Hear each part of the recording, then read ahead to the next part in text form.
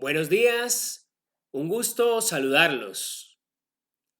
Es un honor para mí dar apertura a este primer ciclo internacional de conferencias jurídicas virtuales de UniAcademia.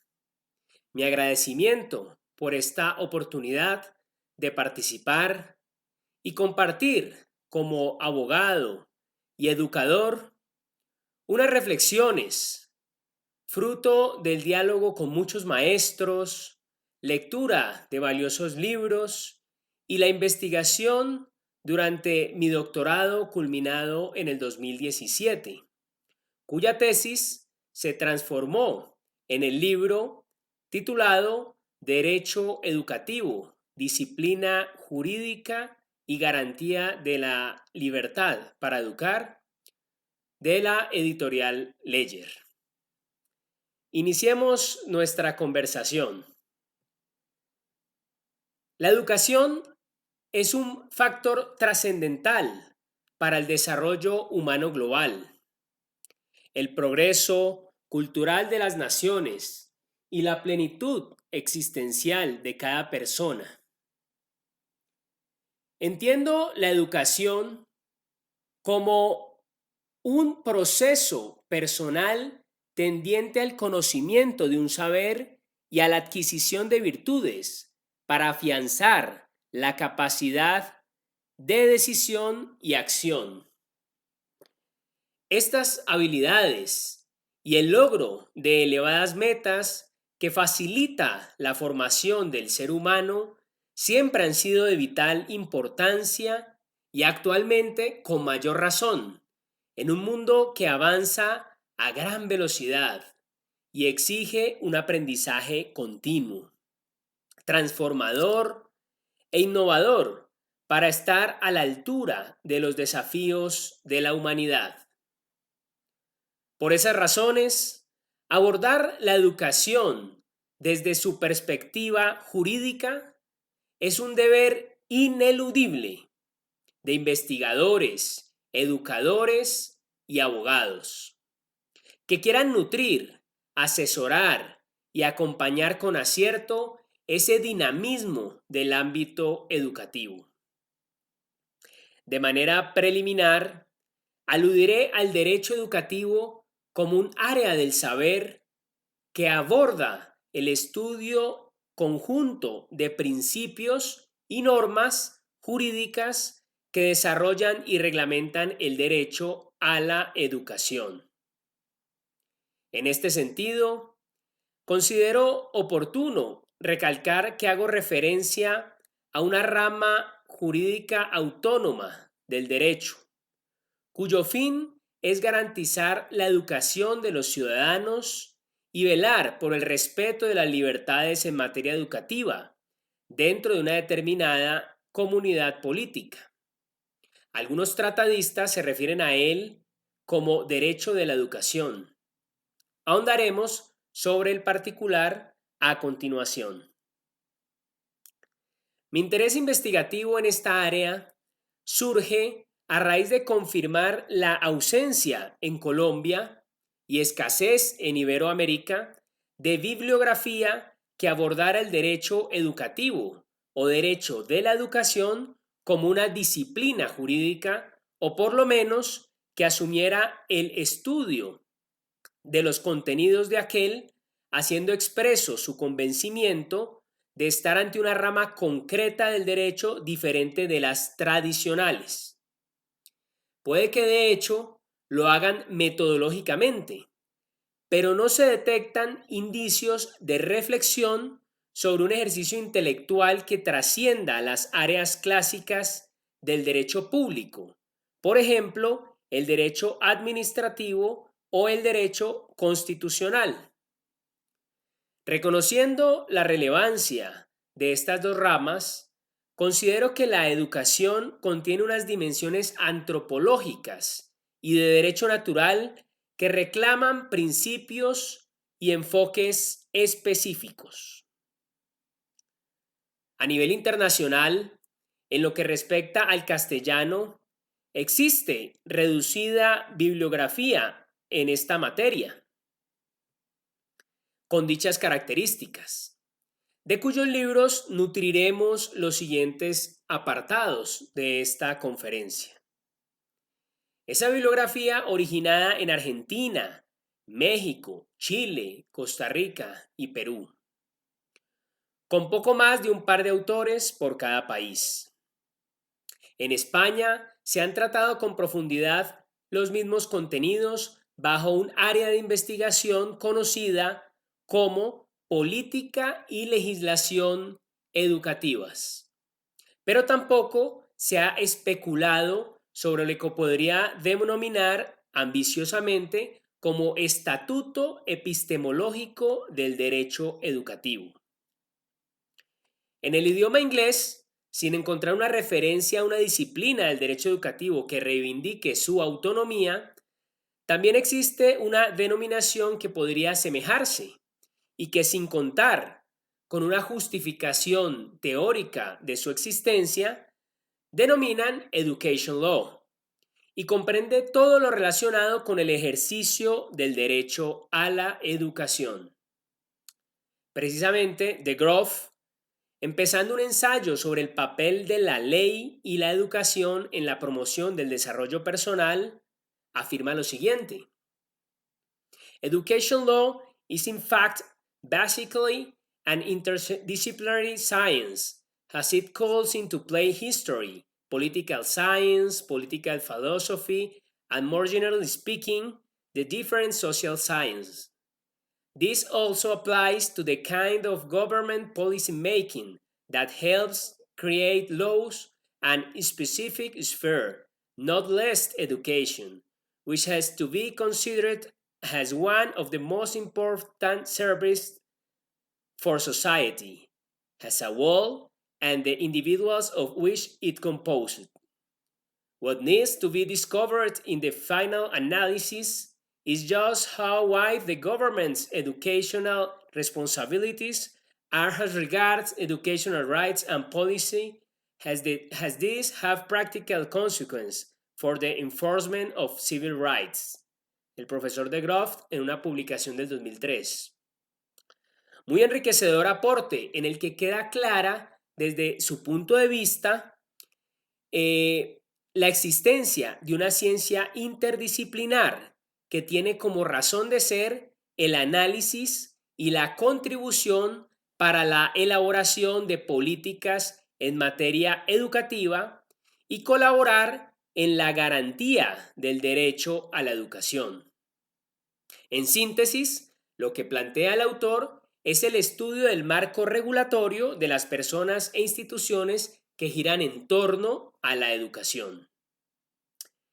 En esa misma línea se encuentran algunas propuestas de definiciones de ese campo. Por ejemplo, Education Law, the body of state and federal constitutional provisions, local, state, and federal statutes, court opinions, and government regulations that provide legal framework for education institutions.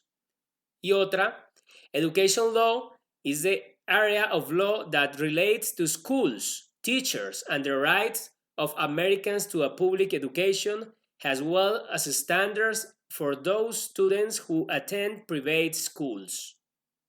También, haciendo una revisión, he podido encontrar en Estados Unidos diversos programas académicos o dobles titulaciones que, con distinto alcance o duración, exponen temáticas semejantes en las universidades. De igual forma, se encuentran numerosas organizaciones y firmas de abogados dedicadas exclusivamente al desarrollo jurídico o al litigio en cuestiones educativas. Por último, en el contexto norteamericano, es importante mencionar dos libros de gran amplitud y profundidad que brindan valiosos aportes a la Education Law: Encyclopedia of Education Law de Charles Russo y Higher Education Law, The Faculty, de Stephen Poskanzer. Teniendo presente esos contenidos, debo destacar ahora unas consideraciones de mi maestro, Muñoz Arnau, que nos acercan también al propósito de delinear el ámbito de estudio que se quiere sistematizar.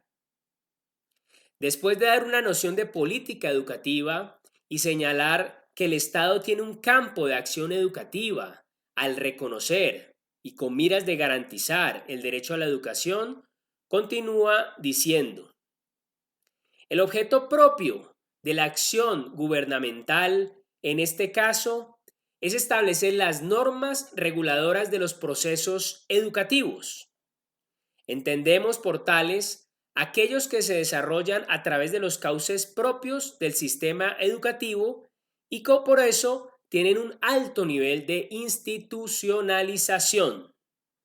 Esto explica que el acercamiento a esta materia debe centrarse en el estudio de las normas reguladoras de distinto rango que constituyen el bloque normativo que rige la acción educativa en el marco del Estado. En la medida en que las normas, a pesar de su posible inestabilidad, contienen de manera imperativa las orientaciones del proceso educativo, deben ser objeto preferente de estudio. Esta explicación, que en su caso la realiza como presupuesto para acometer un estudio riguroso del conjunto de derechos y libertades en la legislación educativa española a la luz de los instrumentos internacionales, sirve para nuestro propósito de generar un marco teórico específico que reúna los principales contenidos que requieren agrupar bajo el concepto de derecho educativo. También en España, como en otras partes del mundo, el estudio de la legislación educativa ha hecho parte de los manuales de derecho administrativo, incluido en lo que se conoce como derecho administrativo social, que se caracteriza por la conducción y regulación de determinados procesos sociales, como expresión de la cláusula de Estado social. Como puede intuirse, ese estudio parte de la preeminencia de la consideración de la educación como servicio público y por tanto asumen dicho proceso dentro del sistema prestacional. Como lo recalca otro autor citado, Bermejo Vera, la nueva administración aportadora de prestaciones trae consigo un replanteamiento de las tradicionales modalidades de actuación administrativa y en especial la configuración de una nueva, en la cual el derecho a la educación reviste especial consideración. Asimismo, muchos otros estudios se ocupan de indagar sobre la realidad jurídica de la educación desde varias ópticas. Por ejemplo, el derecho internacional, la ciencia política, el derecho constitucional y el derecho civil, entre otras. Sigamos avanzando en nuestra disertación. Para contextualizar adecuadamente el análisis que me propongo, quiero empezar poniendo de presente que considero el derecho como una realidad que goza de la unidad como característica esencial, propia e indiscutible. Evidencia que se explicita muy bien afirmando también que el derecho es un fenómeno unitario. Es una realidad que debe ser contemplada en su integridad para obtener un cabal conocimiento de cada una de sus supuestas partes. Por otro lado, el derecho es una realidad externa compleja y difícilmente abarcable en todos sus detalles por la mente humana, de lo que se deriva inmediatamente la necesidad de dividir el trabajo. A medida que las sociedades evolucionan, las necesidades de cooperación entre los hombres se hacen más intensas y al intensificarse el entramado social hay que delimitar claramente los contenidos de las relaciones sociales. Son reflexiones del profesor Simón Acosta. Este postulado es importante como preámbulo a los razonamientos que se van a examinar y plantear porque muestra una de las ideas orientadoras para perfilar el ámbito específico del derecho educativo. De igual manera, es una realidad incuestionable que la educación Como fenómeno social, político y administrativo, se caracteriza por conformar un sistema. Necesita, por tanto, ser regulado mediante normas jerarquizadas que permitan su ordenación. Como siempre se enseña, el derecho sigue a la realidad, y esa realidad, entendida como sistema educativo, amerita un estudio ordenado por parte de una disciplina científica. No son simples pretensiones teóricas, sino la intencionalidad de entender y lograr delimitar los contenidos propios de una novedosa rama del derecho con elevadas repercusiones en la vida social. En su libro de introducción al estudio del derecho, que muchos conocemos, de García Maínez, su autor, partiendo de la clasificación tradicional de derecho público y privado, continúa haciendo un recuento y definición de todas las disciplinas tradicionales: derecho penal, constitucional, civil, mercantil, etcétera. Todas estas áreas de las que tendremos valiosísimas reflexiones en este ciclo de conferencias internacionales. Acto seguido, García hace una explicación de lo que él denomina ramas jurídicas de creación reciente, donde destaca como las más importantes el derecho agrario, el derecho del trabajo y el derecho aéreo.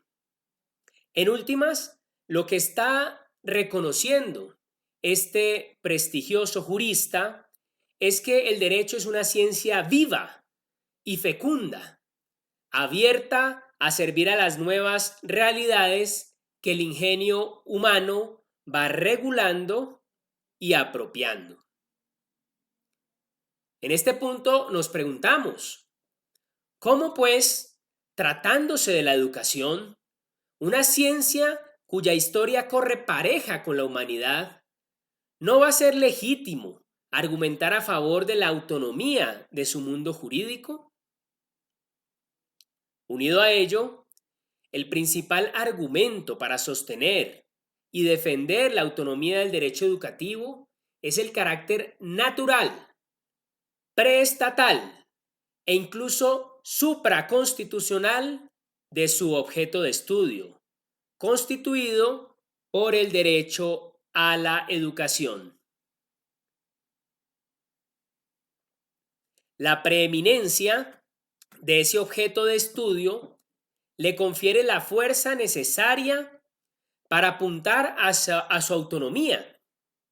Y es que el deber ser jurídico, que es la esencia de la normatividad del derecho, encuentra su más radical cumplimiento en el derecho a la educación.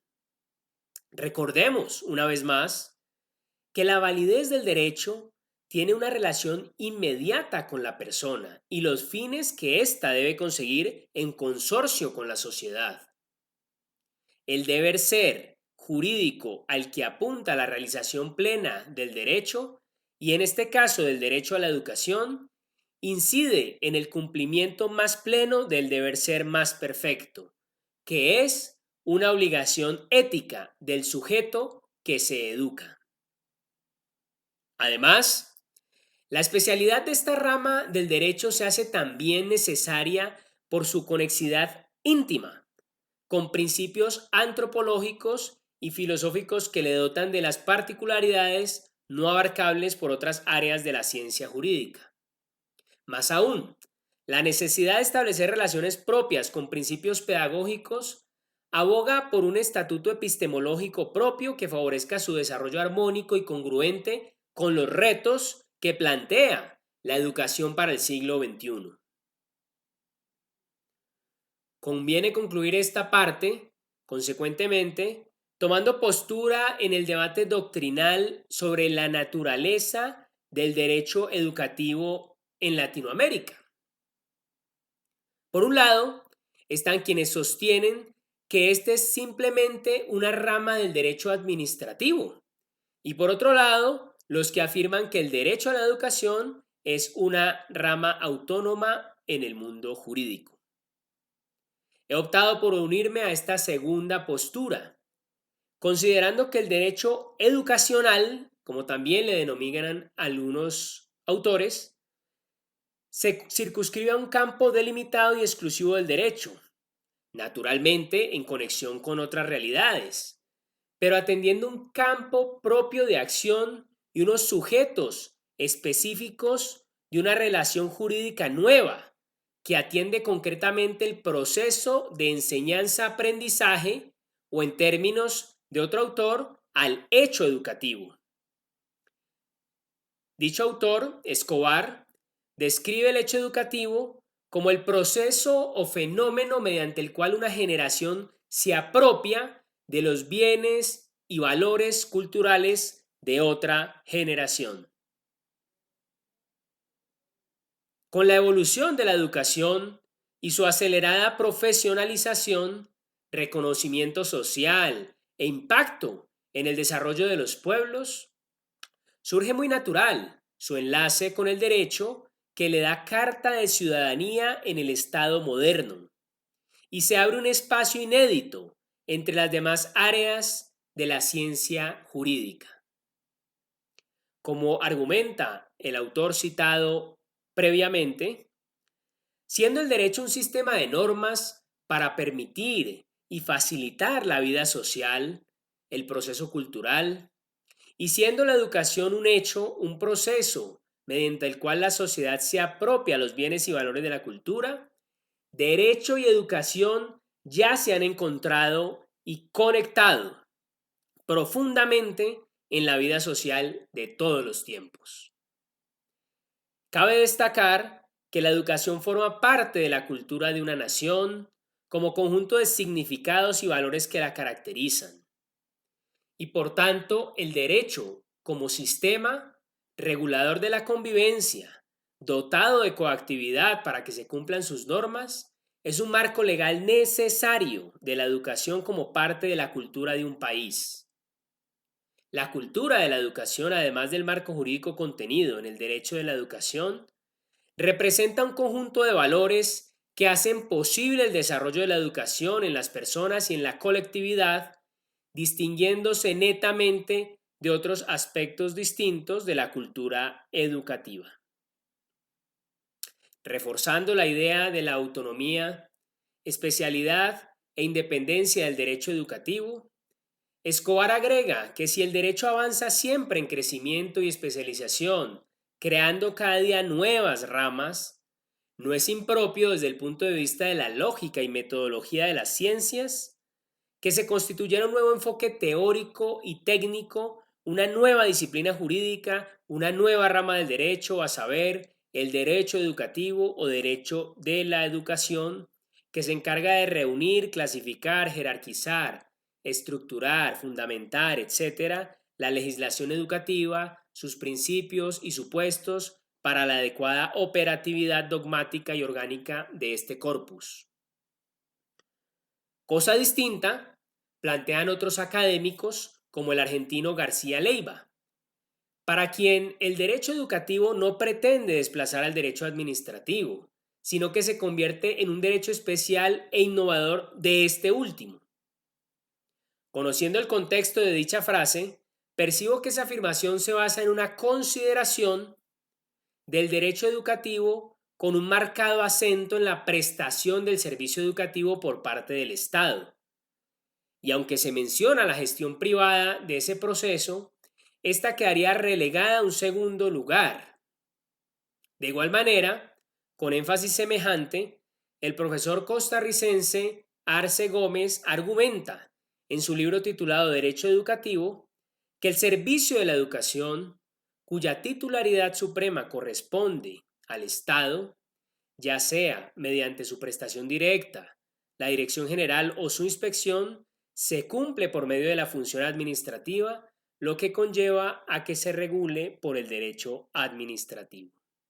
E insiste en que no cree de manera alguna que el derecho educativo pueda considerarse como una rama del derecho y pueda diferenciarse así del derecho administrativo, ya que para que esto sea posible, se requiere que desarrolle principios propios.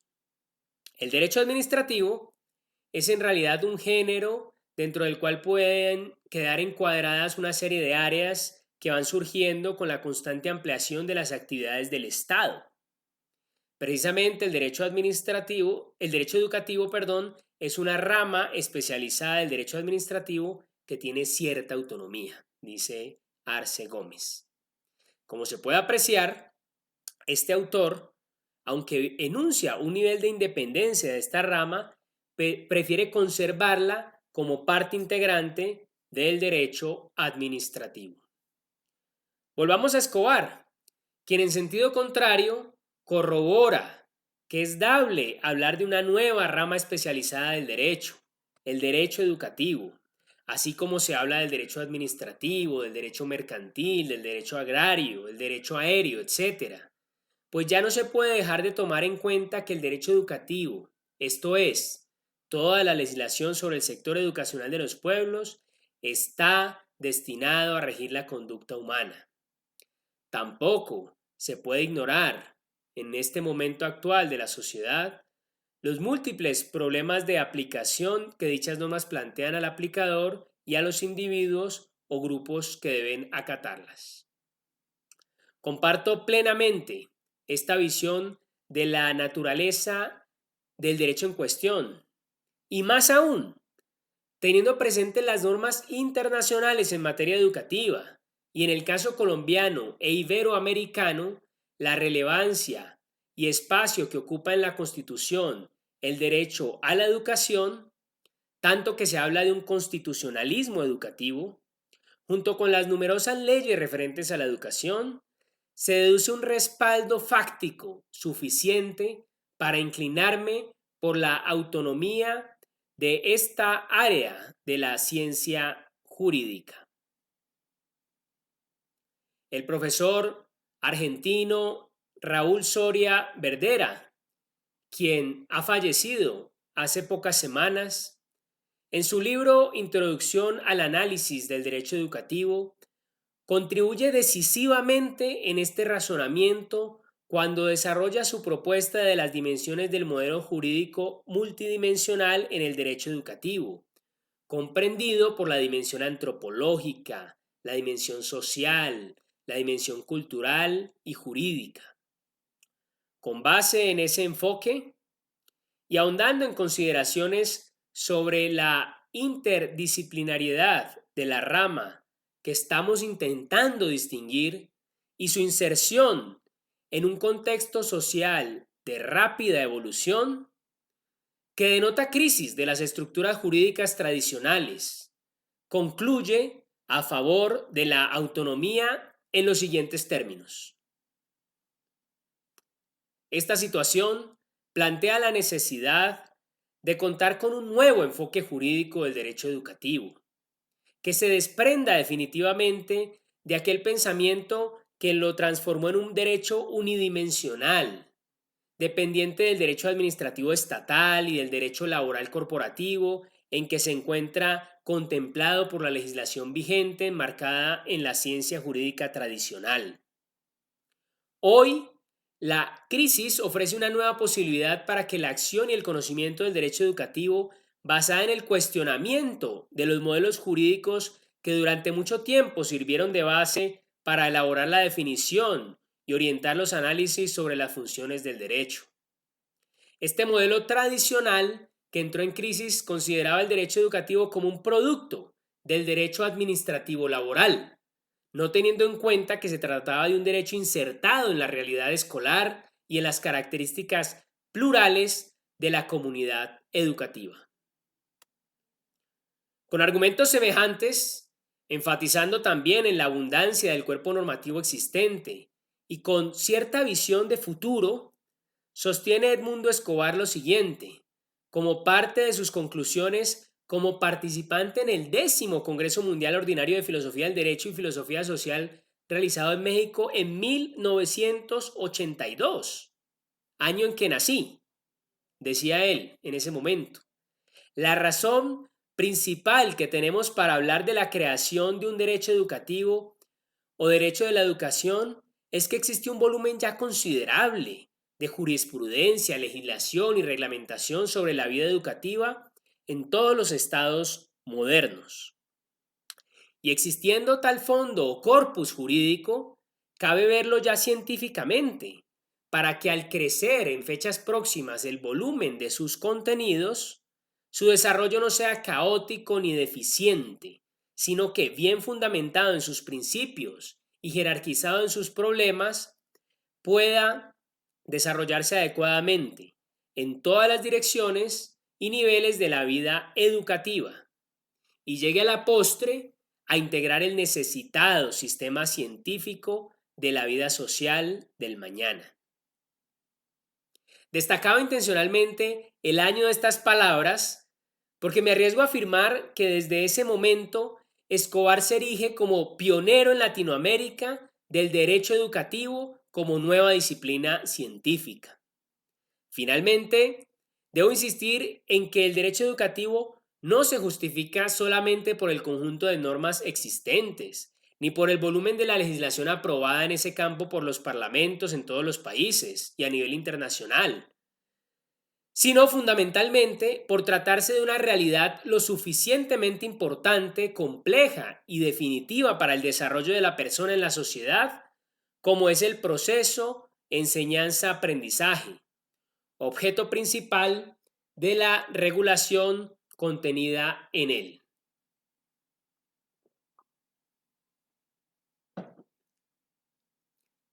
Paso ahora a una humilde propuesta de definición de derecho educativo. Una vez asentadas las bases sobre el lugar correspondiente del derecho educativo, cerraré esta parte de la conferencia intentando avanzar hacia una propuesta de definición propia de dicha rama de la ciencia jurídica, empezando primero por recordar las de otros autores.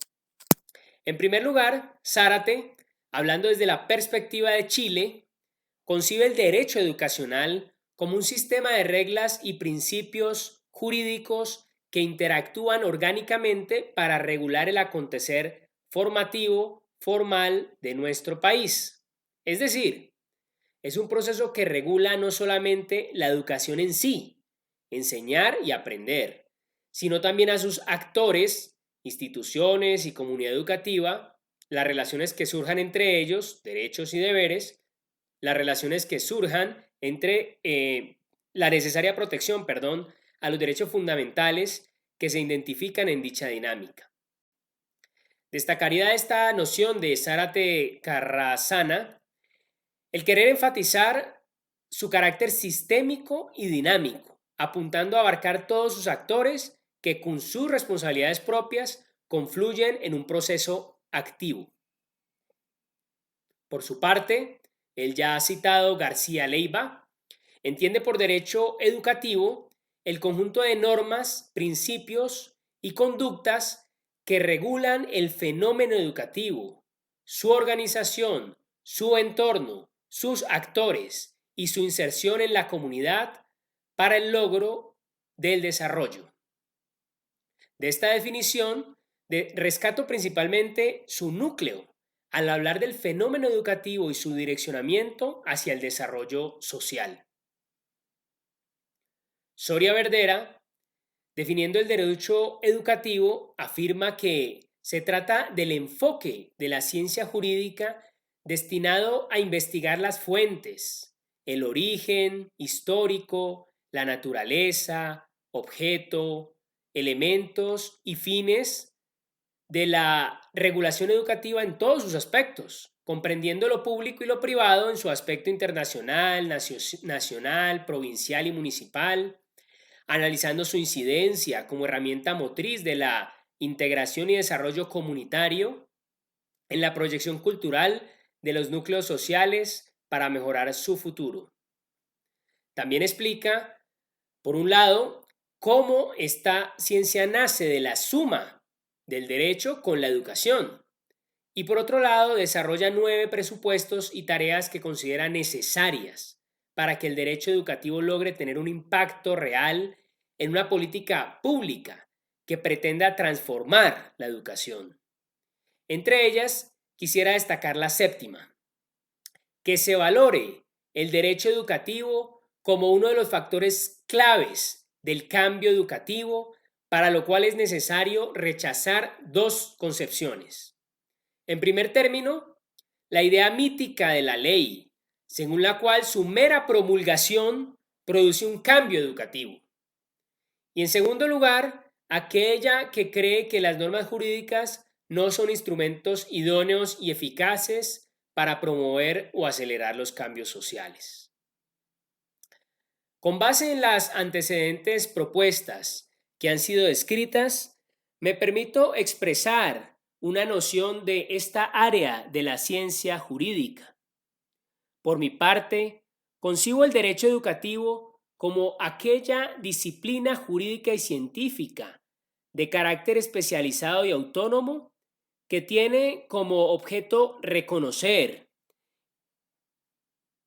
estudiar y desarrollar integralmente el derecho fundamental a la educación en su dimensión objetiva y subjetiva, buscando sistematizar, analizar y renovar el ordenamiento jurídico y las políticas públicas que regulan y garantizan los derechos, deberes y libertades de la familia, la sociedad y el Estado en el proceso educativo de los ciudadanos a partir de sus presupuestos antropológicos.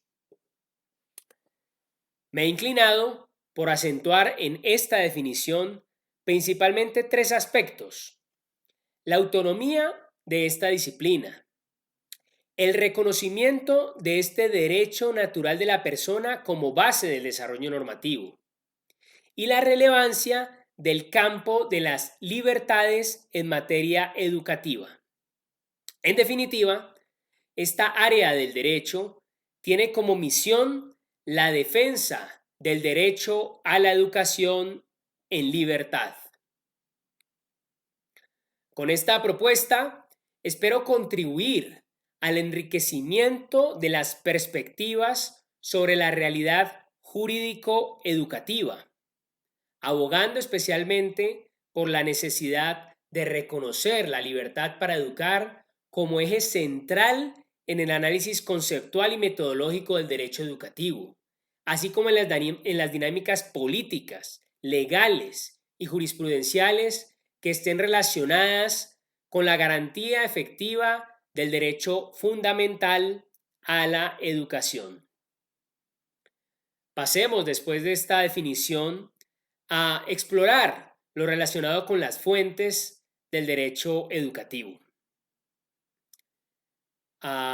Anteriormente, he afirmado que la educación contiene unas dimensiones antropológicas y de derecho natural que reclaman principios y enfoques específicos. Y también he dicho en esta conferencia que la especialidad de esta rama del derecho se hace también necesaria por su conexidad íntima con principios antropológicos y filosóficos que le dotan de particularidades no abarcables por otras áreas de la ciencia jurídica. Más aún, la necesidad de establecer relaciones propias con principios pedagógicos aboga por un estatuto epistemológico propio que favorezca su desarrollo armónico y congruente en los retos que plantea la educación para el siglo XXI. Recordando estas ideas ya aludidas, vamos a referirnos a realidades previas al derecho positivo que la dotan de sentido. Pueden servir esta reflexión de Juan Andrés Muñoz Arnau, mi maestro, mi director de tesis doctoral y un gran amigo, quien afirma: ningún campo del derecho, como este, el de los derechos fundamentales y libertades públicas, entronca de una forma más directa con cuestiones antropológicas y culturales de raíz filosófica, y ninguno como este resulta tan vivo, pues quizá, sin darnos cuenta, el existir humano no es más que el ejercicio natural de unos derechos que no son sino el reflejo de lo que para otros son deberes morales fundamentales socialmente exigibles. Si no existiera la conciencia de que su respeto es de alguna forma una exigencia moral, los derechos fundamentales hubieran desaparecido hace ya mucho tiempo. Por eso el tránsito de planteamientos jurídicos positivos a los que se sitúan al margen del derecho se hacen estas cuestiones con cierta facilidad, sin que se resienta el discurso, siempre que uno sea consciente del lugar en que se sitúa en cada caso. También porque el tema de los derechos y libertades públicas en educación coloca a todo investigador, pensador, ante una realidad, la educativa, cuya existencia está vinculada a la realización plena del hombre como persona y constituye el medio necesario para dar plenitud a su dimensión social.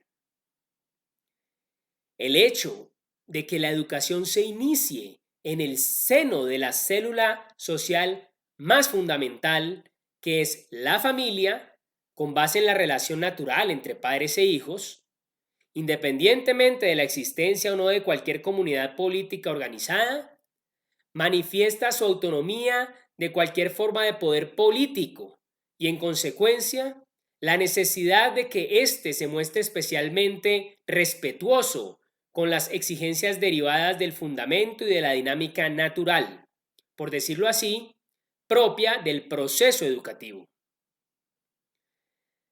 Después de lo que llevo dicho hasta ahora, se comprende que sea necesaria una referencia a la educación como actividad humana que es relacional y por eso jurídica, y a los enfoques que la consideran desde una perspectiva anterior al derecho positivo de los estados. Acorde con las definiciones previas, es indudable que el ser humano no se haya plenamente realizado. Su esencia contiene en potencia mucho más de lo que es en acto al comenzar a existir.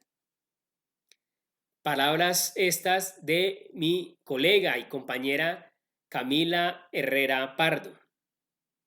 Esa nota ontológica del hombre que aspira a unos fines elevados por naturaleza y podría definirse como su educabilidad, responde a su condición de ser perfectible, lo cual lleva a deducir que si el hombre tiene una tendencia a la perfectibilidad, a ser educado, esta inclinación constituye un principio normativo del orden moral.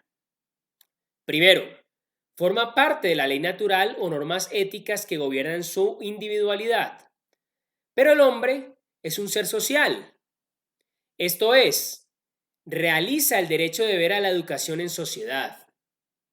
Entonces, el deber ser jurídico, en que consiste el contenido imperativo de la norma, no solo ha de ser cumplido por el sujeto del derecho, sino que han de acudir a su cumplimiento otros sujetos. Se puede decir, por naturaleza, el hombre es un ser ético, que tiende al bien, del mismo modo que es un ser racional, que es un ser social y que es un ser perfeccionable o educable. El proceso educativo desarrolla en la práctica la educabilidad, lo que lleva implícita la relación interpersonal propia del proceso enseñanza-aprendizaje. Es evidente entonces que la educación se requiere esa alteridad, aunque muchas teorías pedagógicas modernas parecieran desconocerlo, y se requiere una persona que tiene el derecho de ver a aprender y otra con el derecho de ver de enseñar. Delinear bien estos dos sujetos de la relación jurídica será de gran valor para los análisis posteriores de las normas educativas. Precisamente, la integración de ambas actuaciones, enseñar y aprender, es la esencia de la educación. Para poder hablar de educación debe darse una actuación recíproca, bajo la sencilla fórmula de que alguien enseña algo a otro. Esa necesidad patente de la alteridad fundamenta lo suyo que es debido a todo ser humano de parte de la sociedad, hablando en términos generales, en cuanto a ayuda necesaria, ya que por sí mismo no es capaz de llegar al pleno desarrollo que su naturaleza demanda.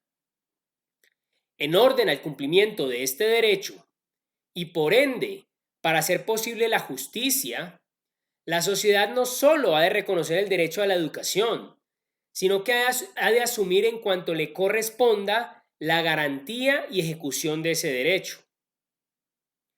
Teniendo en cuenta estas consideraciones, podemos afirmar que la educación es un derecho originario de toda persona conforme a su propia dignidad humana y un derecho fundamental para el óptimo despliegue de su naturaleza hacia su plena realización. Por lo tanto, podríamos aseverar que el contenido esencial de este derecho consiste en la formación integral de la persona, es decir, lograr un alto grado de desarrollo de todas sus dimensiones, intelectual, volitiva, afectiva, cívica, social, religiosa, artística, entre otras. Estamos claramente en presencia de un derecho natural con unos rasgos y una tipología propia, que posibilita al ser humano su participación del bien común.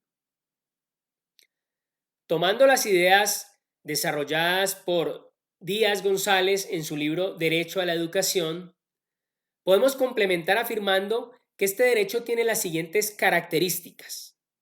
Es un derecho natural, personal, primario, inalienable, no absoluto, social e histórico. Asimismo, siguiendo a la misma autora, en otro de sus escritos, es lógico deducir que podemos considerar la educación como un derecho y un deber natural bajo dos aspectos. El derecho natural como un orden objetivo que regula las relaciones sociales de acuerdo con la justicia, y el derecho como un poder de la persona para dar cumplimiento en sociedad a sus fines existenciales. Decíamos, parafraseando a Messner, como un derecho subjetivo. Cuando detalla es la autora esa faceta del derecho como poder, como facultad, estamos acudiendo inmediatamente al ámbito de la libertad como posibilidad cierta de actuación personal para procurarse la propia realización, autorrealización. Es indispensable esta faceta complementaria del derecho natural a la educación, pues la iniciativa propia es fundamental para el aprendizaje y a su vez está radicalmente unida a una exigencia de libertad para ejercer como protagonista de la propia formación. Así se completa en su integridad la visión del derecho a la educación, teniendo como correlato necesario a la libertad de enseñanza. Gómez Pérez lo hace explícito al sostener que la libertad de enseñanza, un derecho natural de la persona, es algo claro, neto, con perfiles bien definidos. La libertad de enseñanza no es más que una forma particular de la libertad general del hombre. Ese espacio de libertad de la persona en el proceso educacional debe ser cuidadosamente protegido y tiene unas implicaciones derivadas que apuntarán a garantizar su autonomía y un papel dinámico en este proceso que es de su total incumbencia en primera instancia y que de forma espontánea tiene un impacto inmediato en la sociedad. Siendo así, cabe destacar que la relación jurídico-educativa que se constituye entre la persona y las sociedades que tienen como principal misión su educación, tiene a la persona como sujeto pasivo, en tanto en cuanto recibe las influencias perfectivas por parte de quienes tienen derecho a educar, y activo en tanto en cuanto para dar pleno cumplimiento al derecho. Es indispensable la asunción personal de lo que constituye el cumplimiento de su contenido. El compromiso singular indelegable y diligente de la persona con su educación se favorece con el estímulo y fomento de la iniciativa personal. Así lo han reconocido muchos instrumentos internacionales que se expondrán en su momento o que podremos conversar en otras ocasiones para no extendernos demasiado. Como vemos, al hilo de las anteriores argumentaciones, debemos agregar que estamos abordando el estudio de un derecho que la cultura jurídica universal considera imprescindible para la existencia de un Estado social y democrático de derecho y para el desarrollo del ser humano como persona. Y precisamente, habiendo hecho explícitos los fundamentos naturales de este derecho, juzgo pertinente terminar este apartado describiendo esquemáticamente esa doble faceta del derecho natural a la educación en el contexto del Estado moderno, que se basa en dos valores primordiales como lo son la igualdad y la libertad, que deben no solo coexistir, sino complementarse armónicamente. Aquí podemos observar este cuadro que con todas las limitaciones que la conceptualización de la realidad impone, me pareció adecuado enunciar de esta forma sencilla las dos dimensiones del derecho natural a la educación, para que los elementos planteados no parezcan una simple elaboración teórica sin conexidad con la práctica, sino que esas bases especulativas propuestas sirvan como preludio necesario para los pasos posteriores en que veremos su inserción en el ordenamiento jurídico actual. Es claro entonces que el derecho natural a la educación se encarna en unas exigencias precisas en el modelo del Estado actual. En el cuadro vemos, por un lado, la dimensión del derecho natural que formulo como derecho a la educación y que expresa con más claridad el valor de la igualdad, mostrándose como un derecho objetivo que es debido a todo ciudadano de forma equivalente en principio. A su vez, esa deuda de la sociedad que se hace exigible para todos en el Estado social implica un escenario prestacional, es decir, el otorgamiento de un beneficio concreto que en justicia debe mover la iniciativa estatal para satisfacer las necesidades educativas. Por otro lado, vemos la libertad de enseñanza como segunda dimensión que radica en el valor de la libertad y se hace efectiva como derecho subjetivo en un Estado democrático que reconoce un amplio margen de acción para que germine la iniciativa personal, lo cual facilita un sano pluralismo muy deseable en el proceso de configuración de la propia existencia. La libertad y la educación tienen mucha relación, porque la primera no solo es necesaria para la segunda, sino que la educación potencia y hace posible el ejercicio de una verdadera libertad acorde con la dignidad humana. Por esas razones, es necesario considerar que el derecho a la educación es el mismo, ya sea satisfecho por los poderes públicos, ya por la iniciativa privada. Se trata de un derecho fundamental en cuya definición no se puede prescindir del componente de libertad que le es consustancial. Como lo expuesto hasta ahora en este apartado, con lo expuesto hasta ahora, asimilando las fuentes citadas y adicionando elementos propios, definiría el derecho natural a la educación como lo justo debido a cada ser humano en cuanto a transmisión de conocimientos y adquisición de hábitos que lo posibiliten para el progreso de su potencia intelectiva y volitiva, garantizados en un ámbito de libertad y acorde a su dignidad, con el fin de que pueda avanzar continuamente hacia el más pleno ejercicio de las virtudes personales, haciéndose partícipe y constructor del bien común.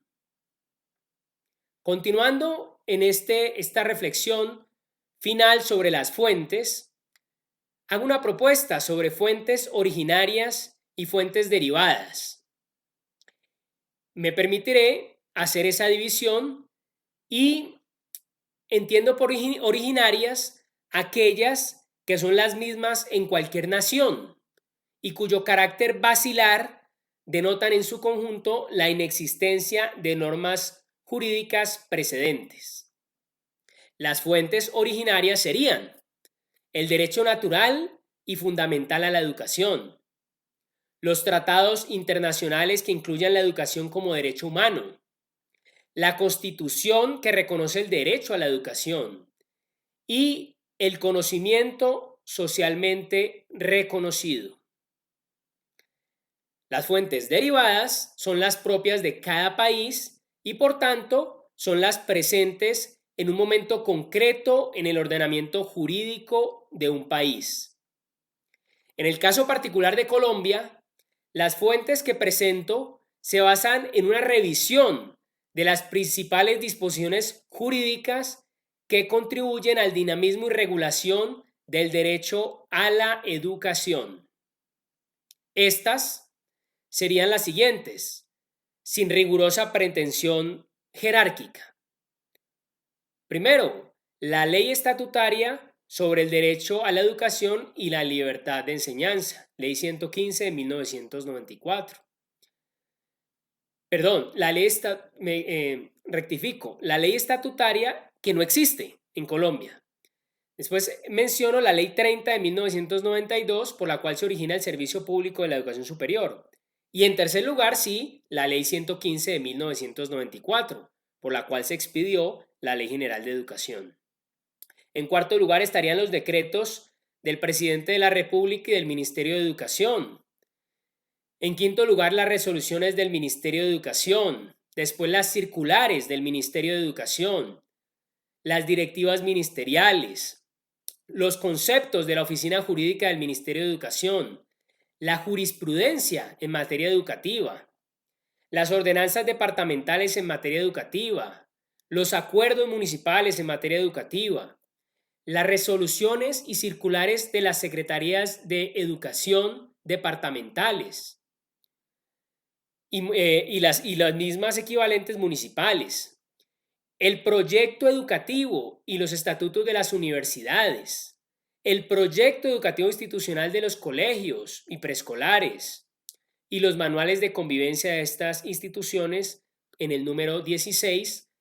Las he mencionado, recuerden, sin ningún interés de organización jerárquica. Como se puede percibir en esa enunciación, existen normas que gozan del título de fuente derivada en los diversos niveles de la organización territorial. Las primeras 9 enlistadas tienen incidencia en todo el orden nacional y las que le siguen impactan en el ámbito departamental y municipal. Parte de los retos pendientes para los estudiosos de la normatividad educativa y los legisladores en Colombia es valorar el peso de cada una de esas fuentes para poder unificar, priorizar y simplificar la abundante reglamentación vigente en materia educativa que en ocasiones dificulta y rezaga la gestión de los directivos de la educación, generando cargas administrativas que disminuyen el tiempo que puedan dedicar al liderazgo pedagógico de sus instituciones. También, en relación con las fuentes, teniendo en cuenta que esta conferencia, lejos de tener un ánimo solamente descriptivo, se hace con la ilusión de proponer mejoras de las normas vigentes, partiendo de la reflexión jurídica y la apropiación de las mejores investigaciones disponibles sobre la calidad de la educación. Cabe anotar, a modo de colofón, esta sugerencia de Sanz Moreno, quien aconseja evitar un planteamiento reduccionista y simplificador a la hora de encarar la elaboración o mejora de la normatividad educativa. Las evidencias empíricas y el conocimiento derivado de las investigaciones no son suficientes para dictar normativas. Este conocimiento debe incorporarse coherentemente en un marco más amplio que dé cabida a fundamentos socioantropológicos y axiológicos. En este momento crucial de la configuración jurídica es irreemplazable la habilidad sapiencial del jurista para una acertada implementación de mejoras a través de las fuentes respectivas. Hasta aquí mi disertación. Espero que haya sido de su agrado. Quedo en contacto para quienes quieran ahondar más en estas ideas. Mi cuenta en Twitter es @chechesifuentes, mi correo electrónico ajcifuentes@outlook.com. Es de todo mi interés seguir compartiendo, deliberando acerca de este importante tema, y como presidente en Colombia de la Red Internacional de Investigación en Derecho Educativo, pues queremos sumar esfuerzos para profundizar en estos análisis y para seguir construyendo el bien común desde nuestros respectivos ámbitos. Aquí está el libro del cual me siento pues muy orgulloso gracias al apoyo de la editorial Ledger. Espero que continuemos aportando al conocimiento a través de estas conferencias internacionales y quiero felicitar esta innovadora iniciativa de Uni Academia para hacer llegar el saber jurídico a muchas personas a través de los medios digitales. Que tengan un feliz día, seguimos en contacto y continuemos aprovechando todas estas importantes reflexiones que los colegas seguirán aportando los próximos días. Hasta pronto.